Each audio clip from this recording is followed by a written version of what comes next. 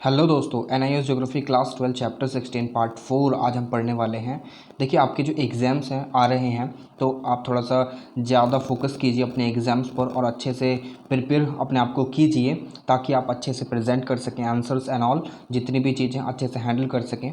ठीक है, तो मन लगाकर पढ़ाई कर रहे हैं, ये मैं बिल्कुल आशा करता हूँ, आपसे होप करता हूँ कि आप अपनी पढ़ाई को बिल्कुल भी स्किप नहीं कर रहे हैं। ठीक है, ये जो चैप्टर है वाटर एंड रिसोर्सेज हम पढ़ रहे थे, तो आज इसमें जो हम पढ़ने वाले हैं नेशनल वाटर पॉलिसी हम पढ़ने वाले हैं और मेथड्स ऑफ वाटर कंजर्वेशन को काफ़ी कॉम्प्रिहेंसिवली हम पढ़ने वाले हैं। वही जो हमने अब तक रिपीट करा है, तो उसमें कुछ चीज़ें थोड़ी सी ऐड ऑन हो जाएंगे, जैसे कि नेशनल वाटर पॉलिसी और कंजर्वेशन ऑफ वाटर। हमने कंजर्वेशन ऑफ वाटर की काफ़ी डिटेल में पढ़ लिया है। ठीक है, तो चलिए चालू करते हैं वीडियो को बिना समय गवाए। मगर अभी तक अगर आपने चैनल को सब्सक्राइब नहीं करा है तो सब्सक्राइब कर दीजिए और अपने दोस्तों के साथ भी शेयर कर दीजिए। आपका contribution and participation really very necessary for us. तो कोई भी प्रॉब्लम होती है, आपके लिए सारे जो दरबार हैं, आपके डोर्स हैं, सारे के सारे खुले हुए हैं। You people are most welcome with your queries and questions. ठीक है, तो I need just your participation and your contribution. ठीक है, तो चलिए चालू करते हैं वीडियो को। स्वागत है आपका इन्फॉर्मेशन ज्ञान में। मैं हूं आपका दोस्त अरुण।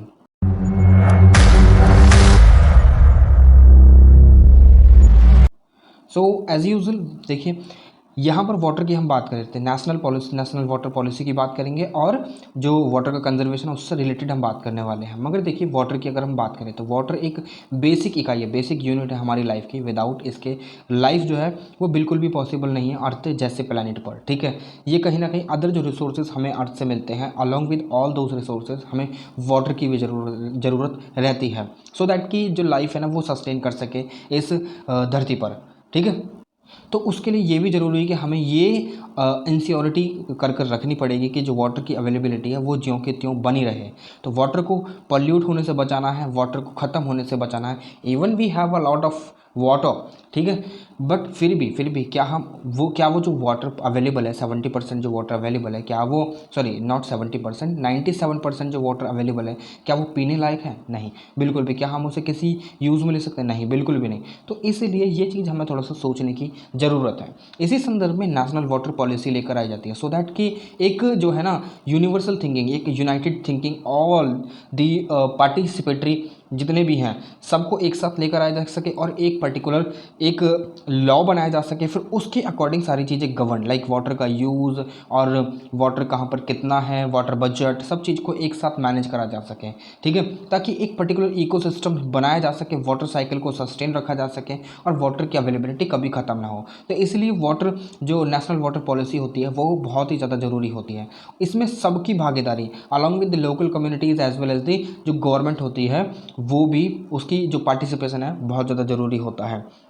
ठीक है, इसलिए नेशनल वाटर पॉलिसी की ज़रूरत पड़ती है। अब नेशनल वाटर पॉलिसी तो आ जाएगी, but without participation of the at the community level क्या सारी चीज़ें पॉसिबल हो सकती हैं? नहीं, बिल्कुल नहीं। तो इसीलिए एवरीवन नीड्स टू पार्टिसिपेट। ठीक है, तो इसीलिए ये सारी चीज़ें हमें ध्यान में रखनी पड़ेंगी। तो चलिए चलते हैं आगे की तरफ। ठीक है, अब यहाँ पर जो ऑब्जेक्टिव है, देखिए वाटर पॉलिसी जो है, नेशनल वाटर पॉलिसी, आपको ज़्यादा डीप में जाकर नहीं पढ़ना है। डीप में वो पढ़ेंगे जिनको जो आईएएस और आईपीएस की तैयारी कर रहे हैं। ठीक है, यहाँ पर simply what you need to know the objective of the national water policy. ठीक है, अब ये इसका ऑब्जेक्टिव क्या है? इसका ऑब्जेक्टिव है to take cognizance of the existing situation of the country's water resources. मतलब वो पता लगाना कि एग्जिस्टिंग सिचुएशन किस प्रकार की वाटर रिसोर्सेज की कंट्री में, and to propose a framework, फिर उसके रिगार्डिंग एक फ्रेमवर्क को प्रपोज करना कि इस तरीके से हम एक लॉ क्रिएट कर कर, एक इंस्टीट्यूशन अलग से निर्धारित कर कर एक प्लान बना सकते हैं, फिर उसके बाद उसके अकॉर्डिंग सारी चीज़ें गवर्न कर सकते हैं। ठीक है, इसलिए हमें जो वाटर पॉलिसी की ज़रूरत पड़ती है और ऑब्जेक्टिव भी यही है कहीं ना कहीं। सॉरी, अब देखिए गवर्नमेंट की बात करें, देखिए हम जो है अपने इंडिविजुअल लेवल पर कर सकते हैं जितना कर सकते हैं, बट यहाँ पर हमें गवर्नमेंट की भागीदारी भी तो चाहिए। एज वी नो कि हमारे पास जो रिसोर्सेज हैं बहुत कम है, चाहे वो सरफेस वाटर हो, चाहे फिर वो अंडरग्राउंड वाटर हो, जो आज के समय में ना तो प्रॉपरली जिसको यूज़ करा जा रहा है और ना ही कंजर्व करा जा रहा है फॉर द फ्यूचर सेक। ठीक है, तो ये सारी चीज़ों को टैकल करने के लिए कहीं ना कहीं जो गवर्नमेंट को एक पॉलिसी फ्रेमवर्क मान लीजिए, एक पॉलिसी मान लीजिए, उसकी बहुत ज़्यादा ज़रूरत पड़ती है। और वो कौन कर सकता है? गवर्नमेंट ही कर सकती है। एक पॉलिसी लेकर आ सकती है, यूनिफाइड इट मीन्स कि नेशनल लेवल पर लेकर आएगी, जहाँ पर सारे के सारे स्टेट्स जो हैं वो पार्टिसिपेट करेंगे, सो दैट कि सबको जो ना, सबका मतलब एक तरीके से बायसनेस ना हो, ठीक है। सबको एक ही जैसा इंप्लीमेंट करना है, हर जगह पर एक ही जैसा इंप्लीमेंट होगा वाटर को कंजर्व करने में या फिर उसको पॉल्यूट होने से बचाने में, ठीक है। ये बात आपको समझ में। चलिए, अब नेशनल वाटर पॉलिसी जो होती है वो जो प्राइमरली फॉर्मुलेट करी गई थी वो 1987 में फॉर्मुलेट करी गई थी, ठीक है। बट अगेन इसको रिवाइज करा गया 2002 में, ठीक है। देखिए हमारा कॉन्स्टिट्यूशन भी जो है ना ऐसा ही है, हम अपने हिसाब से जैसे जैसे समय चेंज होता रहता है ना, हम नए नए लॉ को उसमें ऐड करते रहते हैं और नई नई चीज़ें उसमें ऐड ऑन होती रहती हैं। तो इसलिए everything needs to be revise, everything needs to be updated as per the situation, ठीक है। इसीलिए इसको रिवाइज करने के बाद 2002 में इसको दोबारा से अपडेट करा गया 2012 में, and now we have the national water policy 2012। Okay, चले आगे। चलिए, अब यहाँ पर वाटर की बात करें। वाटर एक एसेंशियल कॉन्स्ट इकोसिस्टम को बनाता है, एक मतलब पूरा का पूरा इकोसिस्टम। अब मान कर चलिए हर एक इकोसिस्टम में पानी की बहुत ज़्यादा महत्वपूर्णता पाई जाती है। विदाउट पानी एक भी इकोसिस्टम सस्टेन नहीं कर सकता, ये बात आप ध्यान रखिए, ठीक है। क्योंकि लाइफ तो पानी में ही चली है, क्योंकि हम जानते हैं कि जो first form of the life was originated not anywhere on earth but only in the water, ठीक है। तो ये चीज़ भी हम जानते हैं। तो इसीलिए water constitutes an essential component to form an ecosystem, ठीक है। ये बात आपको समझ में। चलिए, अब इसको हमें डेवलप भी करना चाहिए, ठीक है। इसको हमें कंजर्व भी करना चाहिए और इसको मैनेज भी करना चाहिए, ठीक है। अब वो पॉसिबल कैसे होगा? डेवलप अगर हम करेंगे, ग्राउंड वाटर टेबल को हम रिचार्ज कर सकते हैं by using certain equipments, by using traditional methods, conventional methods, और बाय यूजिंग मॉडर्न टेक्नोलॉजी और इक्विपमेंट्स, ठीक है। हम वाटर को कंजर्व कर सकते हैं। रेन वाटर हार्वेस्टिंग जो है, जो हमने लास्ट क्लास में पढ़ा, वो चीज़ हम प्रैक्टिस कर सकते हैं। हम मैनेज कर सकते हैं, जो हमारा वाटर हमारे पास अवेलेबल है उसको हम जुडिशियसली यूज़ कर सकते हैं। But it needs a planning, जो कि एक विदाउट प्लानिंग के बिना पॉसिबल नहीं है। It needs a planning that should be followed by every state in the country and the planning should be plan at the micro level, ठीक है। यानी मैं बात कर रहा हूँ यहाँ पर micro level in the sense कि विलेज लेवल पर, ठीक है। तो वहाँ पर होनी चाहिए, वहाँ पर सबकी भागीदारी भी होनी चाहिए। We need to spread awareness, we need to propagate, और we need to campaign for the water conservation. So these things we need to adopt, ठीक है। ये चीज़ आपको समझनी होगी, ठीक है। अब देखिए, वाटर की काफ़ी ज़्यादा भूमिका होती है एक सोशियो इकोनॉमिक आस्पेक्ट में। लाइक सोसाइटी जो है, सोशल कल्चरल जितनी भी चीज़ें होती हैं कहीं ना कहीं वाटर से कनेक्टेड होती हैं।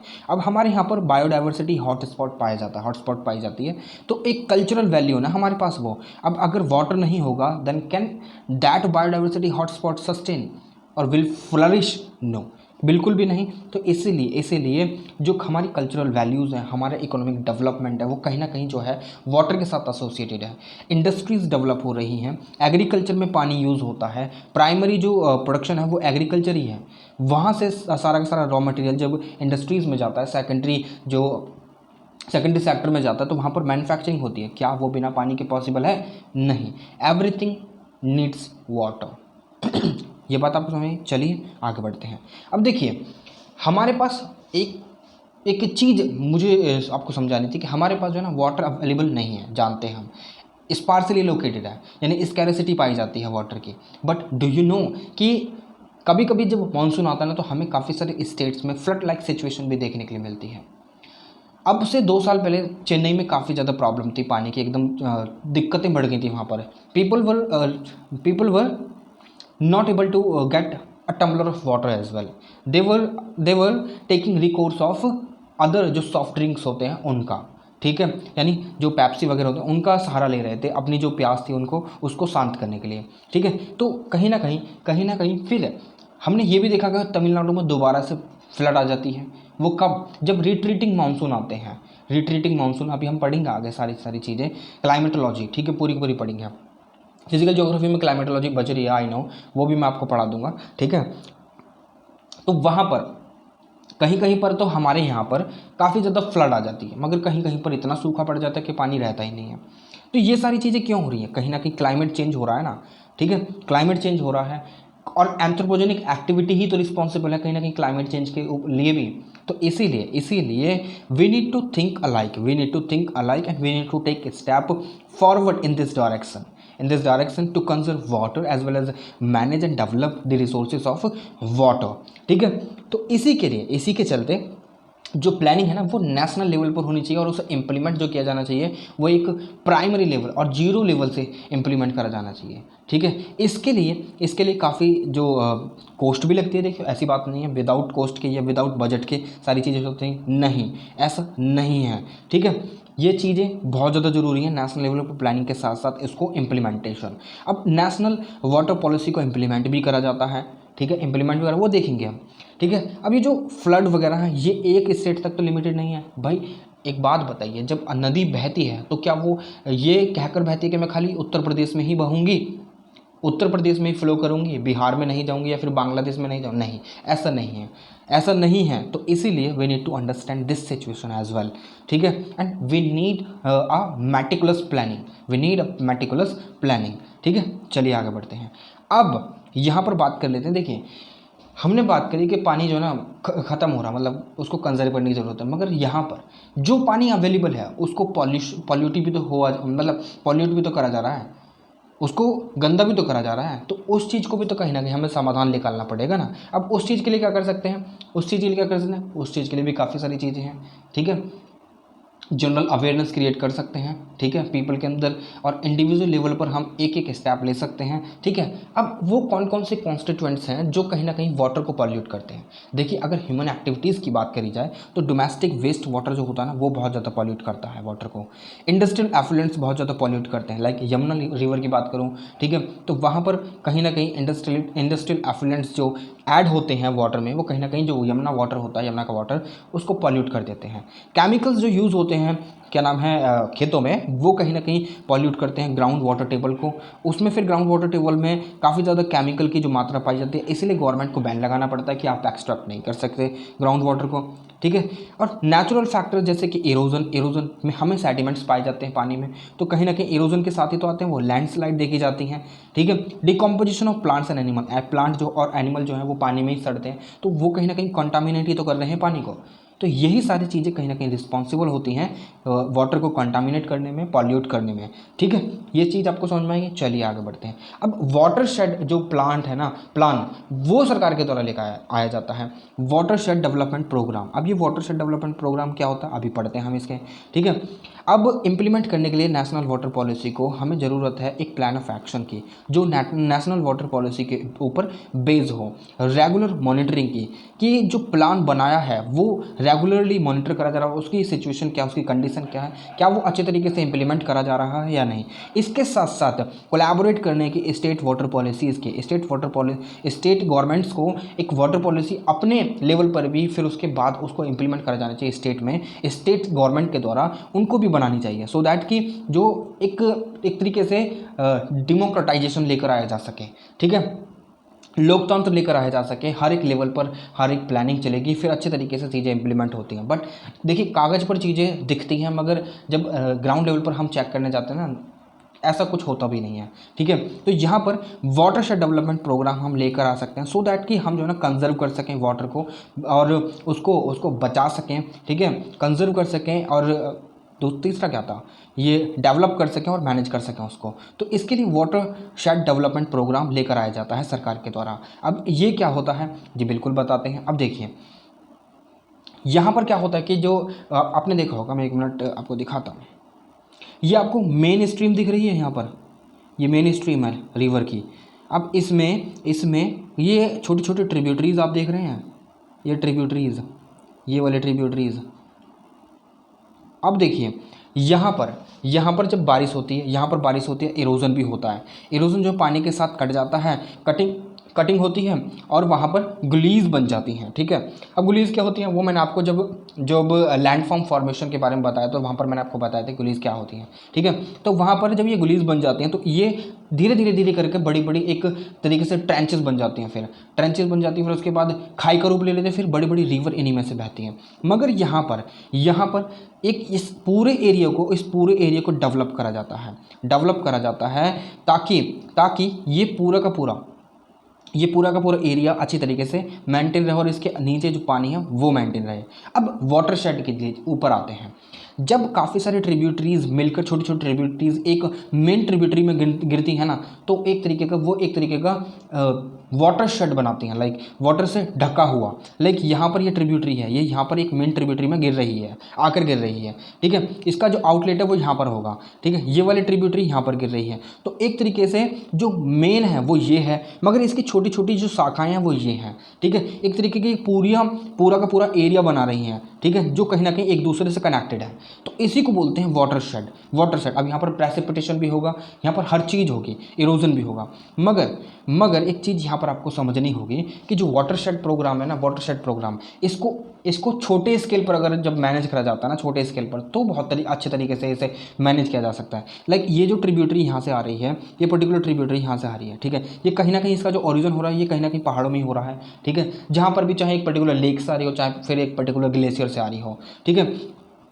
तो यहाँ पर इसका ओरिजिन हो रहा है। ओरिजिन के साथ साथ अगर हम जहाँ से बह रही है वहाँ पर प्लांटेशन कर दें, फॉरेस्ट की प्लांटेशन कर दें या फॉरेस्ट उगा दें, तो वहाँ पर जो जड़ें हैं वो क्या करेंगी, वो फैलती जाएंगी और ज़मीन को अपने साथ कस कर बांध कर रखेंगी और जड़ें जो हैं वो नीचे तक जाएंगी, ठीक है। अब जब यहाँ पर मान कर चलिए ये सारी प्रोसेस यहाँ पर हो रही है, जब यहाँ पर ये सारी प्रोसेस होगी, फॉरेस्ट काफ़ी ज़्यादा उग जाएंगे, तो जो फॉरेस्ट की जो जड़ें हैं वो नीचे ग्राउंड टेबल तक भी जाएंगी, जो वाटर टेबल है वहाँ तक भी जाएंगी, ठीक है। क्योंकि आपको तो पता ही है कि जो पेड़ हैं वो अपना जो पानी है वो नीचे ज़मीन से लेते हैं, ठीक है। तो यहाँ पर जब बारिश होगी तो पानी जो है वो पौधों की, जो पेड़ों की जड़ें हैं उनके साथ साथ नीचे ग्राउंड वाटर टेबल तक भी जाएगा। यहाँ पर इरोजन नहीं होगा क्योंकि पेड़ लगे हुए हैं, ठीक है। यहाँ पर लैंडस्लाइड हमें देखने के लिए नहीं मिलेगी क्योंकि पेड़ लगे हुए हैं। तो एक तरीके से पूरा का पूरा जो छोटे एरिया पर अगर हम पूरे का पूरा स्मॉल वाटर शेड को डेवलप कर देते हैं ना, तो पूरा का पूरा एक लार्ज वाटर शेड डेवलप हो जाता है, ठीक है। इसीलिए हम पानी को बचा सकते हैं। अब जब यहाँ पर बारिश हो रही है और ये पानी पेड़ों की जड़ों के साथ साथ नीचे ग्राउंड वाटर टेबल तक भी जाएगा, तो कहीं ना कहीं वाटर टेबल रिचार्ज होगी नहीं होगी, तो कहीं ना कहीं वाटर डेवलप किया जा रहा नहीं जा रहा। तो इसी तरीके से हम कहीं ना कहीं वाटरशेड डेवलपमेंट प्रोग्राम के तहत सारी चीज़ों को रिवाइव कर सकते हैं, ठीक है। ये स्मॉल काइंड ऑफ एरिया है, ये छोटी ट्रिब्यूटरी जो मैं आपको यहाँ पर बता रहा था ना, उसे आप यहाँ पर समझ लीजिए, ठीक है। यहाँ पर अगर हम फॉरेस्ट उगा देंगे तो काफ़ी ज़्यादा हमें सहायता मिलेगी, ठीक है। अब देखिए एक और चीज़, जो ये रिजिस होती हैं, लाइक यहाँ से इधर की साइड रिजिस जितनी भी, इधर की साइड जो भी इस मेन रिवर में ट्रिब्यूटरीज गिर रही हैं, तो एक पूरा वाटर शेड एरिया बनाती हैं। जब ये रिजिस दूसरी वाटर शेड को अलग करते हैं, दूसरे एरिया को अलग करते हैं, उसको बोलते हैं वाटर डिवाइड, ठीक है। ये बात आपको समझ में आई? चलिए, वाटर डिवाइड। अब कहीं पर वाटरशेड, अगर हमने वाटरशेड प्रोग्राम डेवलप करा और एक स्मॉल स्केल पर हम उसे मतलब लेकर चल रहे हैं, तो वहाँ पर हम जो है ना उसके आउटलेट पर जाकर चेक कर सकते हैं क्या यहाँ पर सेडिमेंटेशन हो रहा है। अगर सेडिमेंटेशन हो रहा है, अगर वहाँ पर पानी के साथ सॉइल मिलकर आ रही है, तो कहीं ना कहीं अगर ज़्यादा आ रही है तो कहीं ना कहीं इरोजन भी हो रहा है, लैंडस्लाइड का हमें सामना करना पड़ सकता है, इरोजन का सामना करना पड़ सकता है। तो इससे कहीं ना कहीं वाटर टेबल भी रिचार्ज नहीं होगी, तो इसके लिए हमें वहाँ पर फॉरेस्ट को डेवलप करने की ज़रूरत पड़ जाती है। तो इसीलिए ये मैनेजेबल होते हैं, जो छोटे छोटे वाटरशेड प्रोग्राम होते हैं ना, वो मैनेजेबल होते हैं। अब वाटरशेड प्रोग्राम जो होते हैं वो नेशनल वेस्टलैंड डेवलपमेंट बोर्ड के तहत इसको लेकर आया गया था, जो कि काम करता है ministry of environment and forest के तहत, ठीक है। मगर बाद में इस प्रोग्राम को प्लेस कर दिया गया था department of land and resources, जो कि again ministry of rural development के तहत काम करता है, ना कि ministry of forest and environment के, ठीक है। अब इसमें क्या है, इसका ऑब्जेक्टिव क्या है कि 55 मिलियन हेक्टेयर जो लैंड है ना उसको रेनफेड तरीके से दोबारा से रिवाइव करना है, ठीक है।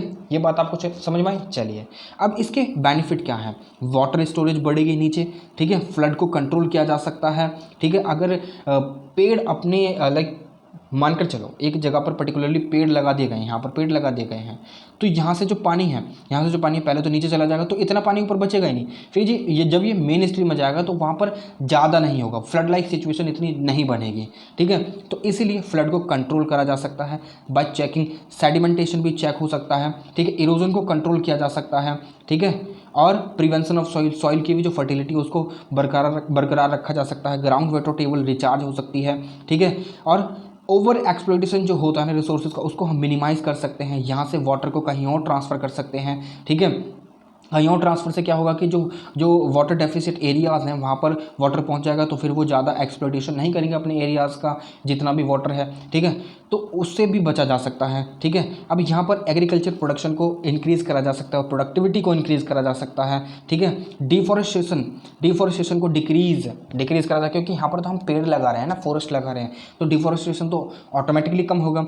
वाइल्ड लाइफ को प्रिजर्व करा जाए, हम किसी का घर छीनते हैं, जब हम किसी का फॉरेस्ट काटते हैं तो कहीं ना कहीं जो वाइल्ड लाइफ वहाँ पर रहती है फॉरेस्ट एरिया में उसको भी कंजर्व करा जा सकता है और पॉल्यूशन को भी कंट्रोल करा जा सकता है ईजिली, ठीक है, इस प्रोग्राम के तहत। अब ये सक्सेस कैसे हो सकता है प्रोग्राम?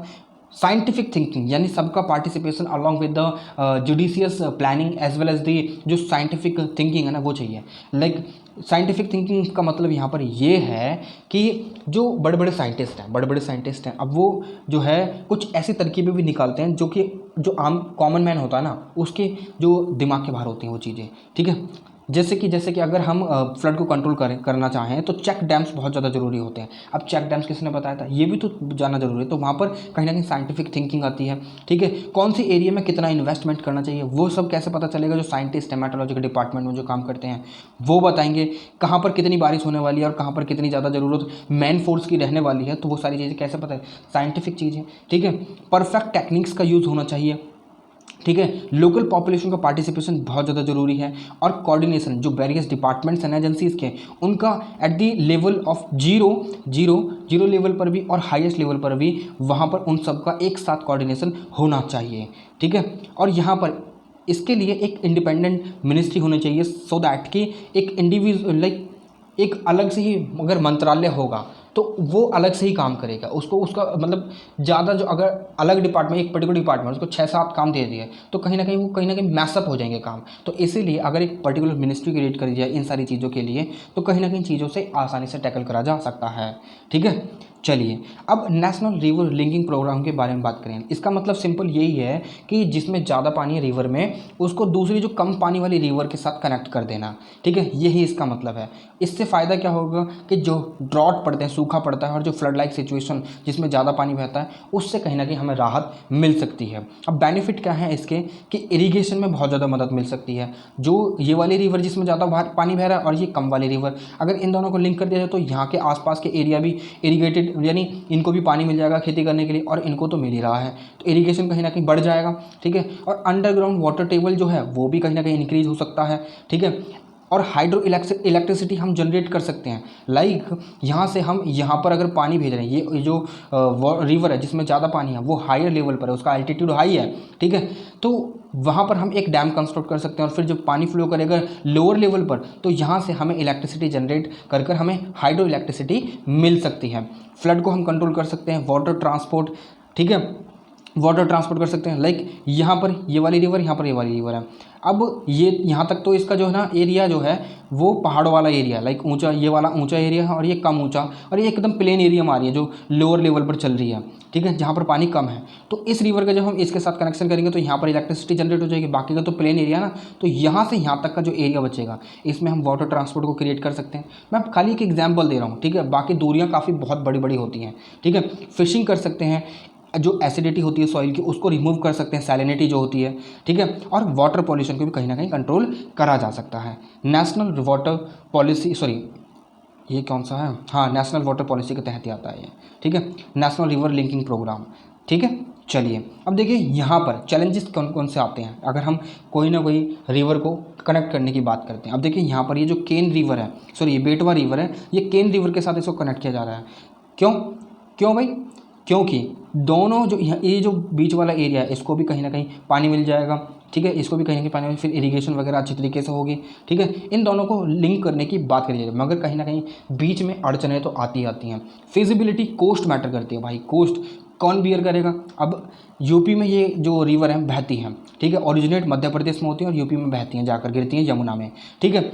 अब यूपी गवर्नमेंट तो कहती है कि भाई मैं पैसे नहीं दूंगी, अब मध्य प्रदेश गवर्नमेंट कहती है भाई मैं पैसे नहीं दूंगी, तो पैसे कौन देगा, ठीक है। अब एनवायरनमेंट पर इम्पैक्ट क्या होगा? एनवायरनमेंट पर इम्पैक्ट देखिए, जो रिवर पहले भरकर चल रही थी, अब कभी कभी ऐसा होता है कि कभी कभी पानी बहुत कम हो जाता है, तो यहाँ पर इस रिवर में तो कम हो गई होगा, फिर दूसरे वाले एरिया में जब ये फ्लो करने लगेगा थोड़ा बहुत पानी, तो इस रिवर में के कम होने के साथ साथ दूसरी रिवर में भी कम हो जाएगा, तो यहाँ पर जो लोग रह रहे थे इनको तो पानी मिलेगा ही कम, जो इनकी मतलब इनके हाथ की रोटी छीन ली जाएगी। तो इस तरीके से थोड़ा सा समझिए आप, ठीक है। तो इस तरीके से एनवायरनमेंट इम्पैक्ट, तो सूखा पड़ सकता है, कुछ भी कैलेमिटी आ सकती है, सोसाइटी पर भी इम्पैक्ट पड़ेगा, ठीक है। और डिस्प्यूट भी बहुत होंगे, इंटरस्टेट डिस्प्यूट, ठीक है, कि मैं नहीं दूंगा पानी वगैरह वगैरह, ठीक है। चलिए आगे बढ़ते हैं। ये कुछ प्रोजेक्ट हैं, इनको आप पढ़ सकते हैं, ठीक है, ईजीली। मैं आपको जूम कर देता हूँ, 1 मिनट, ये देखिए, ठीक है, ये हिमालयन कंपोनेंट है और ये कुछ इनका मानचित्र है, ठीक है। वीडियो पॉज कर देख लीजिएगा, ठीक है। चलिए आगे बढ़ते हैं। तो आपका ये पूरा का पूरा जो चीज़ है कवर हो गई है, पूरा चैप्टर अब कंप्लीट हो जाएगा मेथड्स ऑफ वाटर कंजर्वेशन के बाद, ठीक है। हम वाटर को किस तरीके से कंजर्व कर सकते हैं? डैम्स क्रिएट कर सकते हैं और रिजर्वायर बना सकते हैं, ठीक है।